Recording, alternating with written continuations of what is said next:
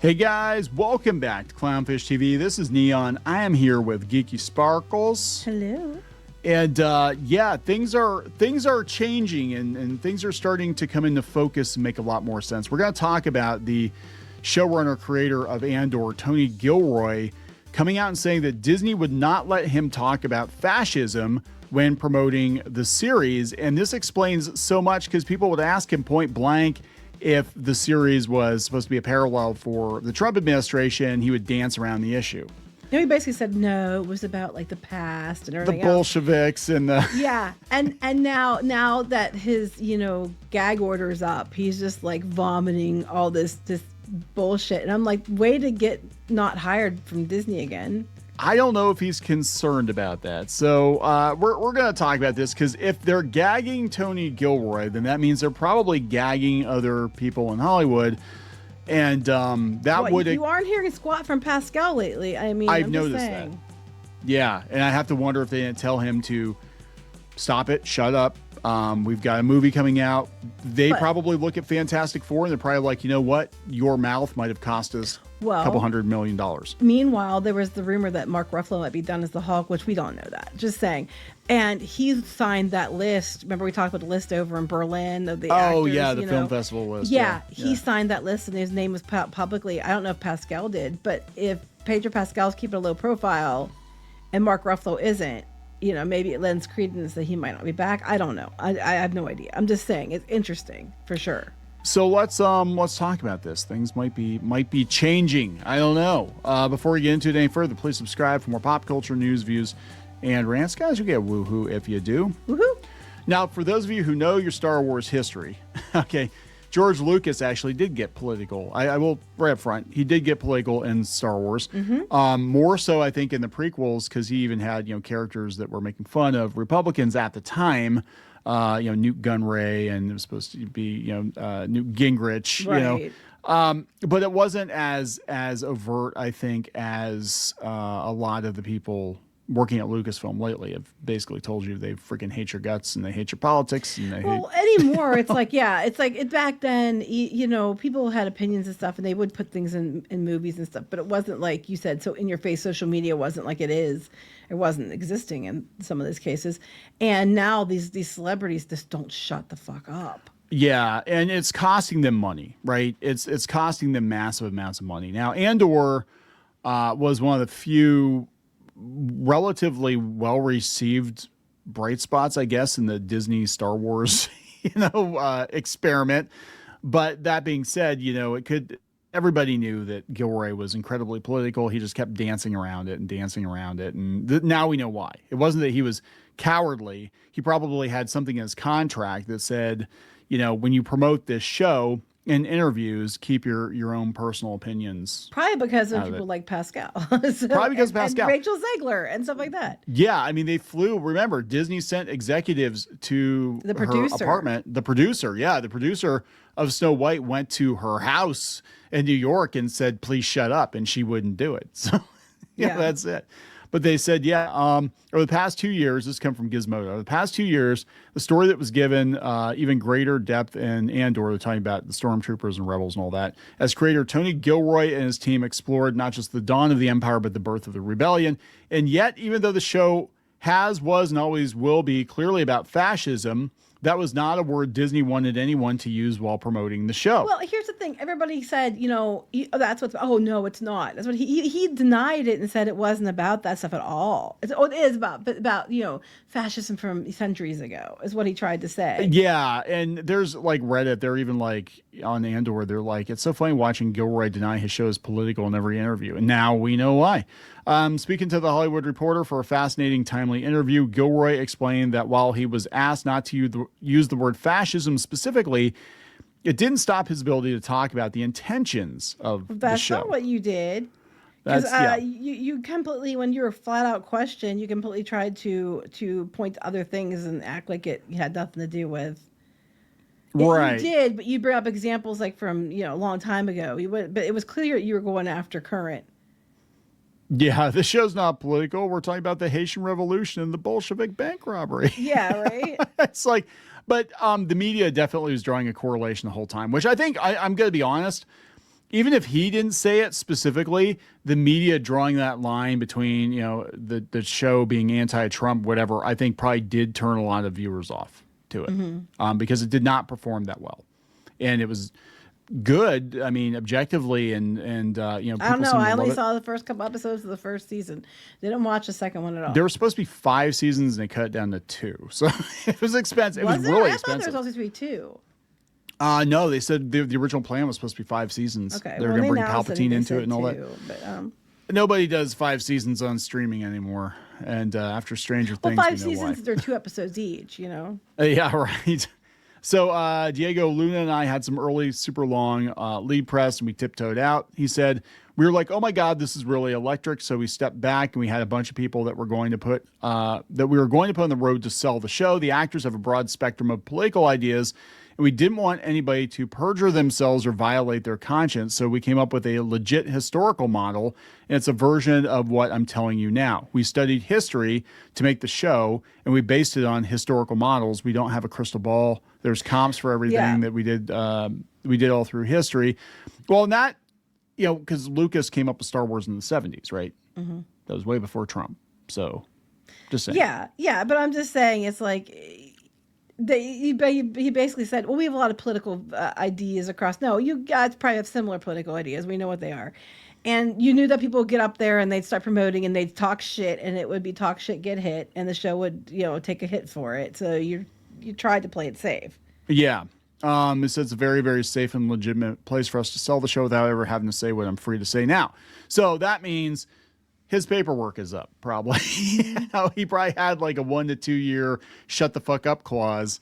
And I guarantee you, Pedro Pascal, after the Mandalorian movie comes out, wait about a year and he will not shut up. Yeah. He will go on and on and on and on about things. What Gilroy is free to say now is that Andor, like most of Star Wars, is obviously about fascism. Well, Lucas was, really fascinated with, like, the Nazi Germany. Yeah, and that's what the Stormtroopers were. And that's where it came from. And, but the difference is things that they keep labeling as fascism, this isn't necessarily fascism, and some of the behaviors they accept are actually fascism. And then now they're, it's okay to be anti-Semitic and all this other stuff. And it's, according to Hollywood, it's not okay for most people. But I'm just saying, so, like, it's fascism by their definition, where, like, I don't think many people would argue that World War II and Nazi Germany was actual examples of fascism. So he said, we are pretty much doing a story about authoritarianism and fascism, and the empire is very clearly a great example of that. It's a great place to deal with those issues. And as we've discussed many times before, we had this wide open canvas to deal with it. So you get out your Fascism for Dummies book for the 15 things you do, and we tried to include as many of them as we could in the most artful way possible. How are we supposed to know that this clown car in Washington was going to basically use the same book we used? So I don't think it's prescience so much as the sad familiarity of fascism and the karaoke menu of things that you go through to do it. You could list them from the show, or you could list them from the newspaper. Okay, you're right. Like, well, you could have listed things in the newspaper from when Biden was in office, except, oh, wait, the news and the social media weren't allowed to post stuff. I know. And when news outlet questioned women having issues with the vaccine for, the COVID vaccine, they got kicked off of social media and things like that. So, I would argue that playbook's been used for longer than the last couple of years. And when you guys were getting this in play to go and be made, and we're writing this, it would have been under a different administration. Yeah. I'm just pointing that out. I mean, I'm not saying everything that Trump does is right, but I'm not saying that this ridiculous narrative that everything he does is fascism, but everything everybody else did isn't true either. And I mean, and I'm not a big Trump fan. I'm just saying this is somebody who's looking at it from a logical stance in the middle. I'm like, but you're going to be mad about that, but these guys did the same thing but worse, and you're not mad about that. And that's just it. It's all hypocrisy. If you're going to use it based on, then you didn't have to say that. He just we based it on, the stuff that Lucas based it on, his stuff he was based on, which would have been World War II and stuff like that, and left it at that. You had to go make digs to try to make it political current day after you completely denied that was the case. So here they go. Yeah, no, that's it. I was going through this though. It is a very long, he is very in love with Himself, I think. But this is what they said. They said, you said not too long ago that you couldn't use the words fascism and genocide. I do remember that. You weren't allowed to say genocide. Well, they were a bad thing to use during that, too, because given what was going on, other places, it's a bad, they were, Hollywood's like, it's like their kryptonite. Don't use those terms. Well, speaking of kryptonite, Superman gets invoked. I do understand. Oh, for real? Yeah, I do understand where the studio is coming from and not wanting the promotion of the show to be overshadowed by outraged media. James Gunn referred to Superman as an immigrant, and conservative media pounced on it to no end. Do you have a hard time talking around the show you made? Kathleen, oh, here we go. They talk about Kathleen Kennedy. Kathleen Kennedy has left the Lucasfilm building. You've stated many times that Andor's success wouldn't have been possible without her backing your play economically and creatively. The obvious takeaway here is there's an appetite for Star Wars to be bold. But based on Kathy's exit interview with Deadline, the studio seems hesitant to take on riskier projects she championed, including one from your friend Steven Soderbergh. He was going to do the Kylo Ren movie, which...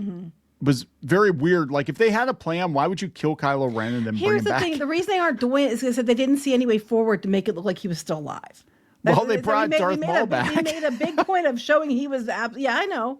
And that's true. It's hypocritical. But I'm just like, that's why they're saying that they couldn't move forward. Barely an inconvenience. Make a clone. Just make a clone. Bring him back again. Kylo Ren with multiple vowels. Kylo Ren. Will you be disappointed if Andor doesn't yield more mature stories? Basically, disappointed is too strong of a word. They're going to play it safer. I think they're going to try to play it safer with Star Wars. But look, from Disney's point of view, Andor might have been critically lauded, but it didn't sell shit for toys, right? Acolyte was critically lauded, and it didn't get viewership. It didn't hit viewership. And that's just it. They're looking at all the plans, the plays KK made, and they all ended in tears, like, for the company. She somehow managed to fuck up Willow, Indiana Jones, and Star Wars. I don't care how bold her ideas were. I would argue her bold ideas were what fucked the company up to begin with. I'm sorry. I'm not going to... sorry for the language, but not sorry. Because I'm just so tired of this, but she was so bold and wanted to take this new approach. And where I think you can do new things, you can still do it within the constraints of fandom, what fandom would accept, and within past so you keep it with continuity and you keep it there. But you didn't, because you're too busy trying to push certain narratives or agendas, and you just fuck everything up. And that's what you did. And I'm sorry. Yeah. So this might be why he's saying it. He's saying it now.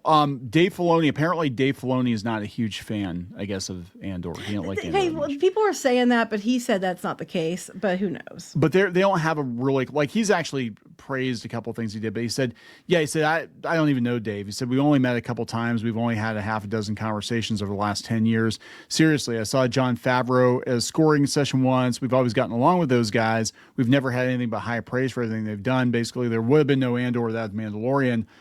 But, they don't have a good, close relationship. So I think he knows, like, he's probably done with Star Wars. So it's probably safe to come out and say. At this point, he's going to be, after going out there and, like. Yeah. Oh, yeah. I'm sure they're going to be looking at this like, yeah. We don't want to. But, yeah, it just goes on and on and on and on. But it's interesting because you definitely could tell he was biting his lip. Like, he wanted to say it, but it's like, oh, yeah, we're just going back to Rome. No one bought it. Nobody Everybody thought it was full of shit. But, we talked about how he said that it wasn't those things. So that's coming right directly from him.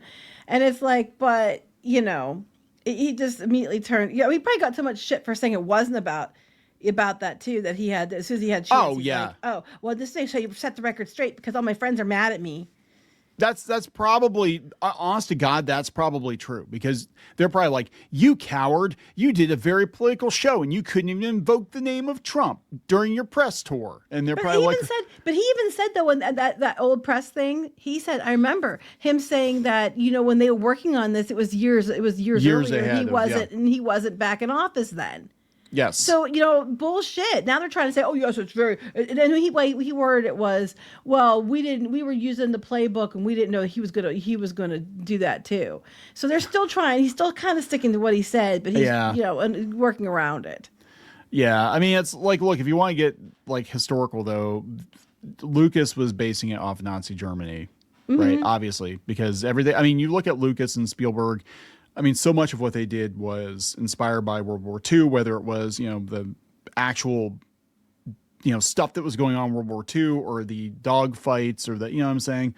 So, yeah, to come in and be like, we were basing it on Trump, like, 30 years, 40 yeah, but years he before said that's Trump. he did stick to his guns in the fact that he said it wasn't based on him, but but he just happened to do all those things afterwards.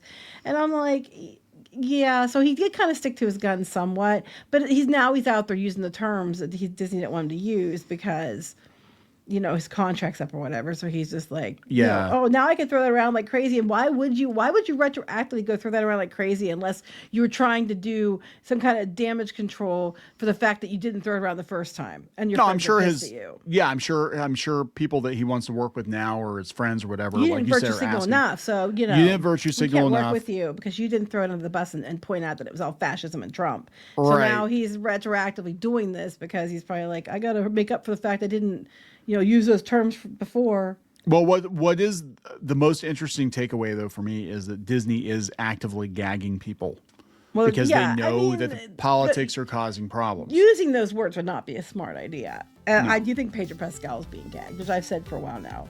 Yeah, because he's not out there doing what he's been doing. And even if you see him, he's not, they don't have him talking much. Yeah. He got the Ezra Miller. I'm sure he got told to shut the fuck up. He probably did. I would be very surprised if he didn't, especially with Mandalorian and Grogu coming out. Yep. And if he's out there constantly going about fascist, and all this stuff, and they told Gilroy that he couldn't say anything, there's no way in hell that Pedro Pascal is allowed to go around saying stuff. Oh yeah, for sure. So we'll see. But like I said, wait about a year. Wait about a year after the Mando movie, and if there's not going to be a sequel, and if he's at the MCU as Mr. Fantastic, whatever, he's going to run at the fucking mouth. You will not be able to shut him up. Because they're banking heavily on Mandalorian and Grogu. They're hoping that reinvents and reinvigorates Star Wars. You can't have him out there causing division and divisiveness ahead of the movie. I mean, and if he did, then he should be fired. They fired Gina Carano, and she didn't even do anything. Yeah. All right. So we'll see. We'll see if things change. We're going to wrap it up? Yes. Please subscribe for more pop culture news, views, and rants. We'll talk later. Bye.